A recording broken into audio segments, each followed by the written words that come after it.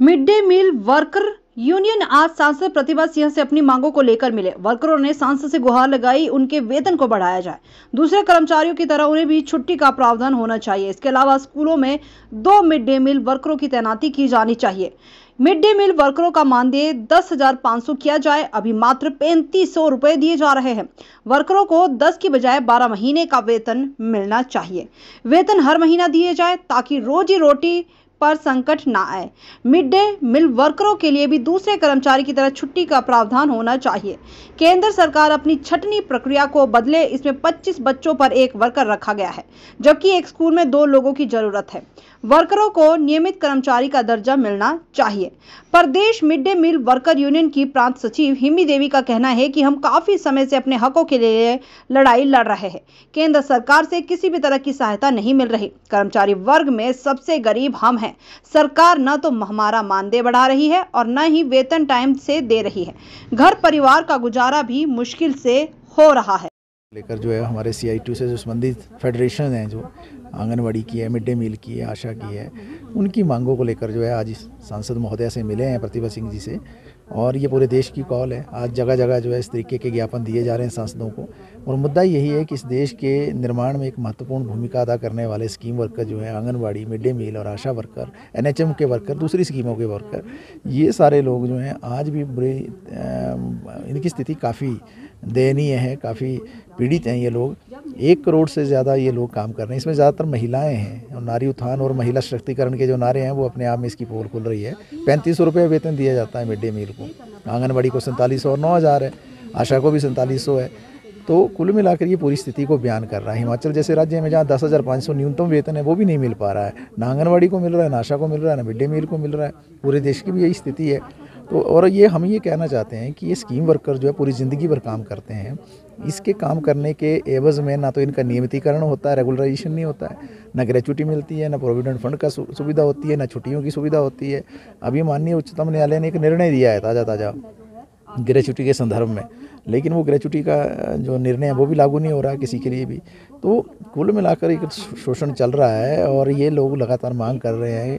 Mid day मील की स्थिति तो ये है कि 12 महीने का वेतन भी नहीं मिलता है। हमारी ही यूनियन हिमाचल हाई कोर्ट में गई थी, हमने एक मुकदमा किया था, तो उसमें जो है निर्णय दिया माननीय उच्च न्यायालय ने कि संविधान के अनुच्छेद 14 के अनुसार जो समानता का अधिकार है उसके अनुसार 12 महीने का वेतन मिलना चाहिए। लेकिन 12 महीने का वेतन जिससे पहले लागू होता, सरकार इसकी अपील में चली गई। सबसे कम वेतन जिसको मिल रहा है उसके खिलाफ ही सरकार अपील में चली गई और आज वो मुकदमा डबल बेंच के पास है। और बहुत सारे राज्य ऐसे हैं जहां बहुत अच्छी सुविधाएं मिल रही है। मिड डे मील की बात करें तो तमिलनाडु जैसे राज्य में जो है पूरा बाकायदा जो है रेगुलराइजेशन है। केरल जैसे राज्य में वेतन बहुत ज़्यादा है और दूसरे राज्यों में भी स्थितियाँ काफ़ी अच्छी है। अगर आंगनवाड़ी की बात करें तो हमारे पड़ोसी राज्य हरियाणा के अंदर जो है वेतन काफ़ी ज़्यादा है। जो हरियाणा के साथ साथ पंजाब जैसे राज्यों में छुट्टियों की सुविधा है, मेडिकल की सुविधा है। और जो पौंडीचेरी है वहाँ पर रेगुलर हैं जो कर्मचारी है। और महाराष्ट्र जैसी जगह में ग्रेच्युटी की सुविधा ऑलरेडी पहले से लागू है। तो ये जो सारी मांगें हैं कि इन सबको जो है जो सरकारी कर्मचारी को सुविधाएं मिलनी चाहिए वो सुविधाएं मिलनी चाहिए, लेकिन वो हो नहीं रहा है। उल्टा क्या हो रहा है कि जैसे बच्चों की संख्या गिर रही है तो मिड डे मील की तो छंटनी हो जाती है, 25 बच्चे से नीचे होना। हिमाचल टोपोग्राफिकली और ज्योग्राफिकली काफ़ी बैकवर्ड स्टेट है, मतलब काफ़ी हिली एरिया है ये। और इस हिली एरिया में मुमकिन नहीं होता हर स्कूल के अंदर 25 बच्चे, तो क्यों छटनी हो। जब जो है 25 बच्चे कम होने पर जो टीचर भी रहता है, कर्मचारी भी रहता है, विभाग के अंदर सारे लोग काम करते हैं, तो सबसे गरीब आदमी जो मिड डे मील है वही निशाने पे क्यों होना चाहिए। सर, भाजपा की सत्ता से विदाई हो गई है और कांग्रेस इस समय बैटिंग कर रही है। क्या लगता है, भाजपा के पास आप बार बार भाजपा के पास गए लेकिन भाजपा ने मांगे नहीं मानी, क्या लगता है कांग्रेस के जो मुख्यमंत्री है ज़मीन से जुड़े हुए हैं, कई फैसले उन्होंने गरीबों के हित में लिए, क्या लगता है आपके हित में भी फैसला लिया जाएगा? नहीं, अभी तो हम मुख्यमंत्री साहब के पास पहुँचे ही नहीं है इस मांग को लेकर। अभी तो हम सांसद के पास पहुँचे। हाँ, हम जाएंगे ज़रूर उनके पास और उनसे मांग करेंगे कि जब जो है हमारे पड़ोसी राज्यों में, हरियाणा के अंदर, पंजाब के अंदर, उत्तराखंड के अंदर हमसे बेहतर, उत्तराखंड तो हमसे बाद में बना ना, वहाँ ज़्यादा अच्छी सुविधाएं मिल रही हैं मिड डे मील को और दूसरे लोगों को, तो जब उन जगह मिल सकती है तो हमें क्यों नहीं मिल सकती हैं। हम ये बातें हमने पुरानी कांग्रेस सरकारों से भी उठाई है, भाजपा से भी उठाई है। ये मसला आज का तो नहीं है ना, ये मसला तो 15 साल पुराना चल रहा है। 15 साल से लगातार जो है बातचीत चल रही है और पूरा केंद्र सरकार ने 1 रुपया नहीं बढ़ाया मिड डे मील का। उसमें तो कांग्रेस भी रही है ना उस समय में 2009 से, बीजेपी भी रही है, दोनों रही है। तो प्रश्न अभी तो कांग्रेस भाजपा का नहीं है प्रश्न। अभी की बात करें तो अब जो है रिवाज बदलेगा, अब जो है परिवर्तन लाने की बात की जा रही है। क्या लगता है आपकी भी मांगे मानी जाएगी? नहीं, मांगे मानी जाएं तो हम तो यही मांग कर रहे हैं, हम तो चाहते हैं हमारी मांगे मानी जाएं।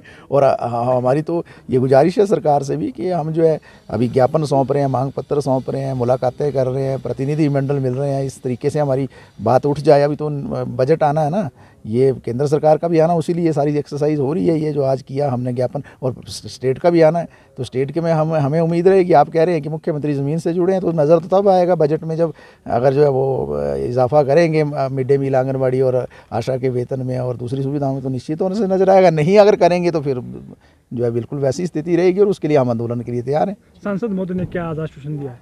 नहीं, सांसद महोदय ने तो यही कहा है, बात काफ़ी इत्मीनान से उन्होंने सुनी है हमारी, और समझने की कोशिश भी की, और डॉक्यूमेंट्स जो नेसेसरी है वो भी मांगे, एनेक्सेस भी मांगे। और हमें लग रहा है कि जब इस लेवल पे उन्होंने बातचीत की तो मतलब औपचारिकता नहीं की है, तो निश्चित तौर से वो गंभीर हैं इस विषय पर। और अगर वो जैसे हमसे डॉक्यूमेंट्स मांगे, हम उनको अब देंगे उनको डॉक्यूमेंट्स, और उम्मीद ये होगी कि संसद के अंदर ये बातें उठे, जो हम मांगे कर रहे हैं उसका समाधान हो। ये कुछ काफ़ी लंबे अरसे से निलंबित है। इन्होंने पिछले सांसद से भी अपील की, पर उसके ऊपर ज़्यादा गौर नहीं किया गया। तो ये उम्मीद करते हैं बीइंग मेंबर ऑफ पार्लियामेंट कि आप इसको विधानसभा में, कुछ इनका इशू है कि भाई हमारे को पक्का किया जाए, वो मिड डे वर्कर है, आशा वर्कर्स है, इन सभी के विषयों को केंद्र सरकार से उठाने की मांग इन्होंने की है। और जैसा और स्टेट्स में भी लागू है तो हिमाचल क्यों ना उसमें शामिल किया जाए, कुछ इस तरीके की बात भी इन्होंने की है।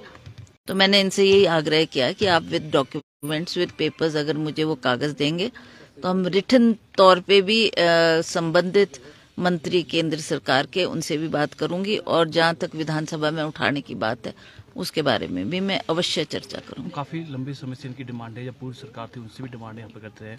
तो क्या कांग्रेस अभी जब आई है सत्ता में और कहा कि लोगों के हित के लिए काम करेगी, तो क्या इनका जो डिमांड है वो पूरी? देखिए, this is not concerned with the state, this is concerned with the centre. ये सेंटर की स्कीम्स है, तो सेंटर से ही उठाना पड़ेगा ना।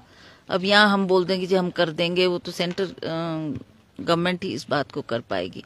तो मैंने इनको कहा है कि आप मुझे डॉक्यूमेंट्स लिख के दें, प्रॉपर फाइल बना के दें, ताकि मैं वहाँ पर उसको कंसर्न्ड मिनिस्टर से भी उठा सकूं, और अगर ज़रूरत पड़ी तो पार्लियामेंट में भी इस आवाज़ को उठाऊंगी।